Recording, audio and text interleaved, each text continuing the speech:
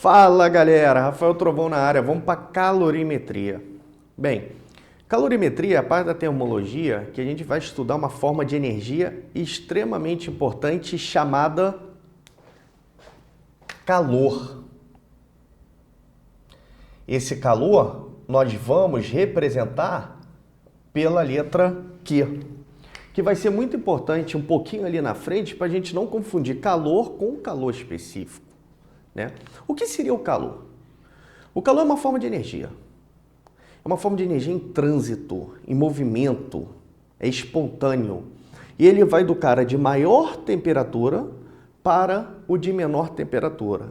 Então, uma definição aí. É uma forma de energia em trânsito, em movimento, que vai do corpo de maior temperatura para o corpo de menor temperatura. Então, eu já vi concursos, né? Montando um texto gigantesco falando que dois corpos estavam em equilíbrio térmico. Bem, se eu tenho equilíbrio térmico, eu estou na mesma temperatura, eu não tenho troca de calor. Então, para ocorrer a troca de calor entre dois corpos, eu preciso de um ter temperatura diferente do outro. Uma parte que me assusta muito em calorimetria é porque na física toda a gente fica batendo um sistema internacional de unidades. A calorimetria ela pega nossas unidades usuais na maioria dos exercícios. Então, a gente vai desmembrar o usual e o sistema internacional. Então, vamos lá. Calor é energia. Então, no sistema internacional é Joule. Já o nosso usual, caloria, onde uma caloria tem aproximadamente 4,2 joules. Isso daqui eu até ensino para os meus alunos a colarem.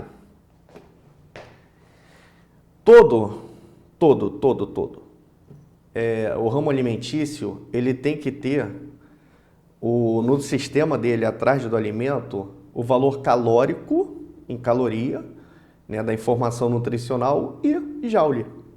Se a gente pegar e dividir um pelo outro, o pacote de biscoito, seja o que for, a gente vai chegar nessa conversão. Porque hoje não temos a tendência da banca colocando no final, dado uma caloria igual a aproximadamente 4,2 joules, dado uma caloria igual a 4,18 joules. Então a gente não pode perder a questão por isso. Bem, nossa primeira grandeza a estudar, capacidade térmica.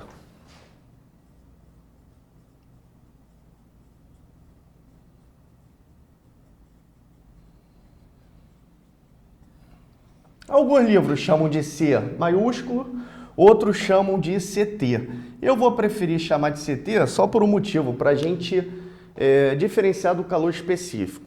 A capacidade térmica ela é uma grandeza física escalar. Né? A partir do momento que eu tenho a troca de calor entre variação de temperatura dos corpos, o que a capacidade térmica vai falar?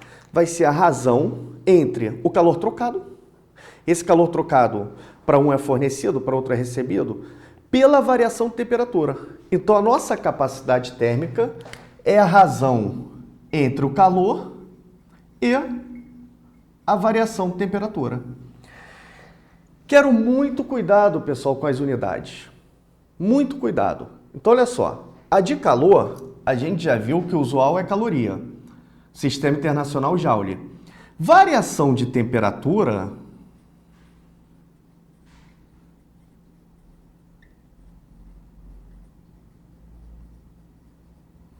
no sistema internacional é Kelvin. Usual, graus Celsius. E aí vem uma pegadinha interessante. Eu preciso fazer a transformação de uma para outra nesse caso? Não. Podem voltar na aula de termometria que a gente falou o seguinte, que sempre a variação em graus Celsius é igual à variação em Kelvin. Então, eu não preciso fazer essa transformação. Consequentemente, pessoal, a minha capacidade térmica, já que é a razão de um pelo outro, vou puxar para cá, nosso usual vai ser caloria, por graus Celsius. Nosso sistema internacional, Joule por Kelvin. Então vamos tomar muito cuidado com essas unidades.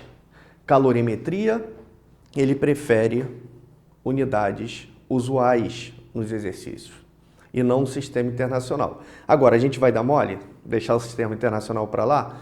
Lógico que não. Percebam que eu estou desmembrando bonitinho aqui o que é cada um. A nossa segunda grandeza a ser estudada em calorimetria é o calor específico.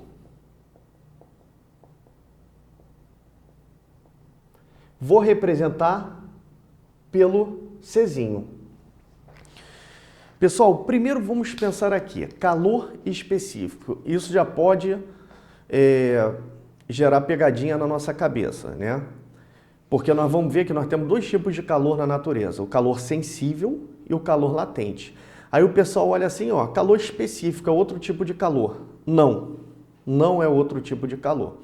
Tanto que a unidade não vai ser caloria, não vai ser joule. O calor específico é a razão entre a capacidade térmica e a massa. Mas no nosso dia a dia a gente pode fazer uma comparação bem interessante em relação ao calor específico. Quem é o calor específico? O calor específico, ele vai dificultar ou vai facilitar a absorção de calor por uma mesma variação de temperatura. Caramba, Trovão, como assim? Me dá um exemplo. Praia. É o nosso exemplo mais clássico. Areia, num dia muito quente, você entra, a areia pegando fogo. Aí tu chega na água, fresquinha. Ausência de calor. Até brinquei, ausência de calor. O frio não existe, né? Então o calor específico é esse camarada na natureza que vai determinar se aquele camarada vai ter facilidade ou vai ter dificuldade de absorção de calor por uma mesma variação de temperatura. Esse cara é a capacidade térmica sobre a massa. Então a gente já pode até brincar aqui com mais unidades. Nossa massa. Vou puxar, ó, setinha. Sistema Internacional, quilograma. Usual, grama. Calor específico.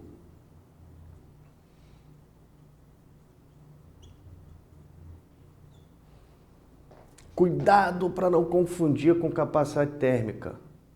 O calor específico, ele vai entrar a massa na unidade. Então, no nosso sistema internacional e no nosso usual, que é o que mais aparece, ó, vai ser isso daqui, ó, caloria, grama, graus Celsius. Já no sistema internacional, joule, quilograma, Kelvin.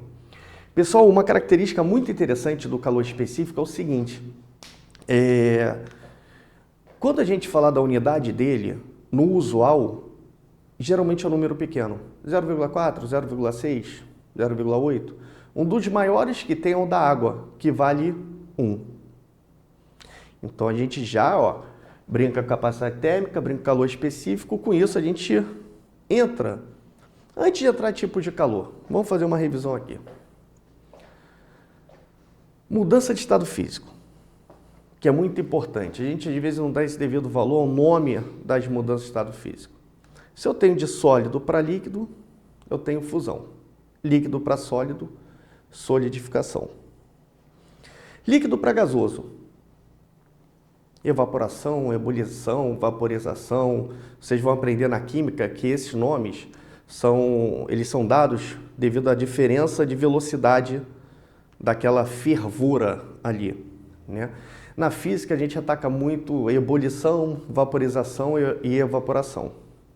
E ao contrário, gasoso para líquido, liquefação, condensação. Agora, eu tenho, por exemplo, a naftalina, né, que ele vai do sólido direto para o gás. E aí a gente chama de sublimação. No caso inverso, eu vou ter sublimação ou ressublimação ou sublimação inversa. Depende do livro adotado aí. Tá? Então, a gente não pode dar mole com essas coisinhas, esses nomes da mudança de estado físico.